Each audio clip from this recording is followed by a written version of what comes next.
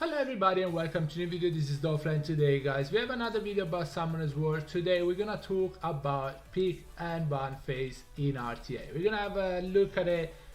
It's kind of a guide on how to improve your pick and ban phase, and actually if you do improve your pick and ban phase you might actually improve your rank in RTA by a couple of ranks, at least one rank up. You can go just by understanding your pick and ban phase. Obviously runes, monsters, all of that improve your rank is really important, but pick and ban phase is actually, I would say, is super important because a lot of matches in RTA are determined by pick and ban phase. So if you actually outpick your opponent, you definitely, well, unless some RNG craziness happens, you're definitely gonna win that game. So even if there are better runes, even if there are better monsters, if you actually outpick your unit, your opponent, they're not gonna win. I had a fight previous RTA season, for example, where the opponent picked a lot of wind units, and guess what? I picked Antares and Douglas, and guess what? They had Diana as well, and I had also Kiana's my team, and guess what? They didn't ban any of the fire units, and guess what happened? I won the game. So like pick and ban phase is really important. If you have if you want to improve it, just continue watching the video, and also don't forget to like the video and subscribe to the channel if you haven't already. It's free and really help out the channel a lot. Let's try to get to 1300 subs. That would be really good, and yeah, hopefully this video helped. But if you have any question, ask in the comment below. I'll always answer to any question you guys ask. Let's get into the video. Number 1 point, I have 3 points, but I might come up with new points and make a second part of the video. So first point is obviously build enough units. Yes, people might not have enough enough 5s and so on, but honestly guys, not 4s are as good in RTA. Like, not all of them, but some not 4s are really good. Triana is really good. Verdehill is pretty good. There is 4 stars that are actually helpful. Lulu is not as broken as before, but she's pretty good still. There is unit Covenant, yeah, Covenant if you're cleaving, Lucian if you're cleaving, Draco if you're cleaving, Japanese cleave. Carbine is pretty good for 4 stars. I use Bernard a lot, I use Ashira a lot. Second Awakening units are really good. Vigor is pretty good still, especially in the 4-star RTA. There is a lot of units that are 4 stars and below that are pretty good in RTA. Obviously, the base stats are not going to be as high as the normal, as the not 5s, but some of them are actually pretty good. Triana is not meta anymore, but sometimes it's actually a really good counter pick. So, you know, you have chances of doing well in RTA even without all the meta nat 5. In fact, I don't really have any meta nat 5 besides Busa, and I haven't used him as much in the previous season. So, you know, you can do well without meta units. But yeah, build enough units though. Point number 1, build enough units. I would say build at least 10 units, bare minimum, because if the opponent pick 5 out of the 10 units you have built, guess what? You are left with the other 5, and maybe they're not really good counter picks, maybe they're not really good into the team the opponent is taking to the match. So maybe I would say at least 12 units. 12 units is the bare minimum. I understand it's not that easy to build 12 units with really good runes and really good artifacts, because now the artifacts are up as well, and it's really important actually to have good artifacts on your units, because it's like having extra runes on your units. They do a lot more damage with good artifacts. They might take less damage with good artifacts. They might become faster with good artifacts, so like speed proportion to loss HP, defense proportional to loss HP. They might hit harder with artifact, with the crit damage, with the speed with the additional damage, you know. So it's really important that you rune them really well. That's obvious though, that's really obvious. That doesn't help your pick and ban, that's just common sense. Build your units properly, but improving your pick and ban phase from having enough options. Build at least 12 units. Don't build 20-30 units, because unless you have insane runes, you probably not watching this video, but don't build too many units because you're gonna spread out the runes too much and guess what, none of your units are going to build properly. So build at least 12 units, go to 15 maybe, but if you see that you're struggling to build other units, stop there, because maybe you're just not going to build anything properly. I'd rather have 12 units built properly than having 20 units with like almost no runes on them. So that's the number one point. Build enough units, but also don't spread out the runes too much. Also the artifacts, you know, they didn't come out like long time ago like the runes. So artifacts for myself as well, honestly, it's kind of a problem because I don't have that many artifacts. So yeah, point number one. Point number two, understand the meta and know the counters. So what I mean by this, know the meta units for, I wrote notes, yes, because I thought about it and I remember it if I read it. Know the meta units for the season and play RTA instead of just watching streamers. Okay, so yes, understand the meta and know the counter. By this I mean just understand how the meta works. That the last meta was a bit of a weird one, but hey, what was it? There was Nana and there was damage dealer, bruisers, AoE defense breakers. You kill something, you have 2 orbs on Nana, you're basically a 6v3. That's what it was. Previous seasons there was Chompang, there was Water Rio, there was a lot of AoE strippers and CC, so people were adapting to that. I've seen at some point people building a triple revenge Jultan, because the opponent had a lot of AoE, it was reflecting a lot of damage. It kind of worked, but after that the triple revenge Verdehill came into place, and guess what? Triple revenge Verdehill kind of stopped a little bit. The Chompang, you know, all these AoE strippers that allowed the Okeanos, the OCC meta to actually work without being stopped. Obviously, you can counter those things differently as well. You can outspeed and so on, but also like we adapted to those super OP units, right? So play RTA. That's the best way to improve your pick and ban phase. The more you play, the more you understand the meta, the more you understand which one are the meta units. What are the meta units? Last season, yes, Nana was one of the meta units. Vusa was another one of the meta units. So what do you do in that case? You start thinking about how to counter these units. If you have Vusa, obviously, build the Vusa. Is a meta unit. It was super strong last season, so might want to build it, even because you might not want to actually play against it, right? That might be the main reason why you want to build a Vusa. But if you don't have Vusa, you're gonna have to start understanding how to counter it. How do you counter Vusa? It's not super easy, but it's not super hard to counter the Vusa as well. One of the units I was seeing being picked to counter the Vusa was actually Diana.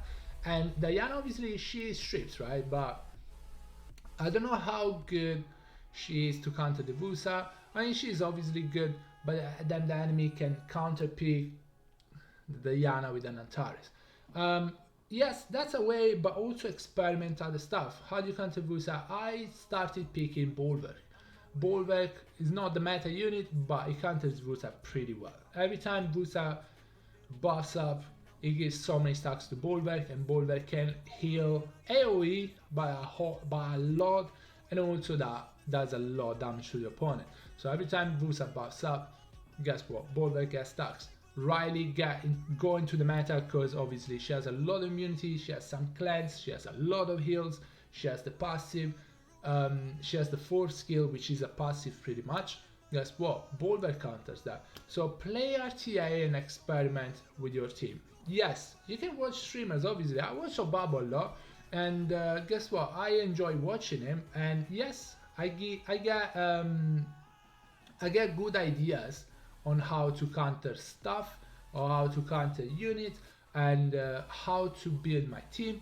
But also, I don't really have all of Obabo's units, right? So I have most of them. I'm not gonna lie. I'm missing Hondo, I'm missing Bella, I'm missing the border ones, but I have a lot of the units Obabo is using. Can I copy it? No, because I don't really have the exact same units. It gives me a good idea on how the meta is working, how to counter some units. but also I might not have some of the units he has, so I need to play myself and see which one of my units actually counter the meta. So, you know, let's say for example I was watching Pinkroyd, he was using the Wind Demon to counter Nana a lot. And guess what? I have Wind Demon, but what if I didn't? So you need to work on that. You need to play with your units and understand how to counter team. What I understood from that Pinkroyd thing though was anti-revive works against Nana. And then I watched other people using Jogan to counter Nana, which was insane because you just scroll away the Nana and her passive is not gonna work, is it? So you know, there's different ways, different streamers give different perspective, but then you have to play your RTA. Play your RTA, experiment your team, and you're gonna improve. You're gonna improve your You're gonna improve your pick and ban, and when you improve your pick and ban, you know, you're gonna improve your ranking in RTA, which is really important because obviously everyone wants to improve the ranking in RTA, otherwise we wouldn't be playing at all, right? So it's important that you do that and experiment on your team. Again, just do a lot of RTA. Just don't be scared of trying different stuff because obviously, you know, you might lose, but especially in the beginning of the season is the best time to experiment on your team, with your team, different units. You know, maybe a unit just go buff, experiment with it. Now the third point is actually experimenting with your team. Try different options and adapt. So I want to say that when you do RTA, you should have an idea what team you want to use. Some people like to CC, right? Some people like to bruiser. Some people like to cleave. Some people can't be asked to do too long of RTA match, so they just cleave. And that's fine, but you need to do RTA because you need to understand how is your team gonna work. You know, I like to use Tableau a lot. Tableau Ashir is kind of my base. Tableau Okeanos is kind of my base team. I think we're losing this. We're definitely losing this. She didn't pop that. Tableau Okeanos is kind of my starting team with Ashir. But then what do I bring? I mean, obviously once I pick Okeanos, Ashir, Tableau, a lot of Leos are coming out the pick and ban phase, and then I have to decide how to keep going from that. So you need to have a base of a team. You need to have a base of a team of how you want to work on it. If you're using bruiser comps, you're more flexible because you have more options. You're not going super fast. You don't want the first turn. In my case, I do. I need to go first, otherwise Tableau Jameer not gonna work. But if you're going bruiser, you're more flexible. You can just slow down. You can pick whatever you want, to be honest with you, and need to be safe. Survive the first turn, the first few turns, and then you're gonna be fine. But if you're going first turn, you need to adapt in the pick and ban phase. If you adapt, in my case, again, I'm using Tableau. I go Tableau, Okeanos, Ashir. Then what I do? If the opponent is trying to outspeed me, I might go Jameer and Second Awaken Bernard, so I can get the first turn anyway. And Bernard does a decent amount of damage, honestly. He has defense break every other turn, he has a speed buff, he has attack bar increase, so it does have a decent amount of things going on. I might go Kabila sometime if they're using the Triton, it's too fast in my opinion. I go Kabila. If they're going Bruiser, I might go Jameer Molong. So that changed a little bit because I'm still going CC. I'm kind of a CC with the Okeanos, with the Tableau, but also I'm going Molong. They're going Bruiser. Molong can actually delete something pretty easily, and I have enough damage. And then they decide if they want to go against the Molong twice because the Jameer is there. Ashir does a lot of damage as well. Sorry. Also I have heals. I can go 3 times if they let the Jameer Tableau come through. And I'm gonna go first because I have speed lead and my team is pretty fast. So if they're going Bruiser, I'm gonna go first anyway. So, you know, I'm going Molong though. I have enough damage, or I have enough CC from the Okeanos and damage. If they're going speed again, as I said, I'm just gonna pick the Bernard, trying to kill something straight away. You need to adapt. Now, when you play RTA, you're gonna see when you choose what team you wanna use, you're gonna see people picking some units all the time against your team.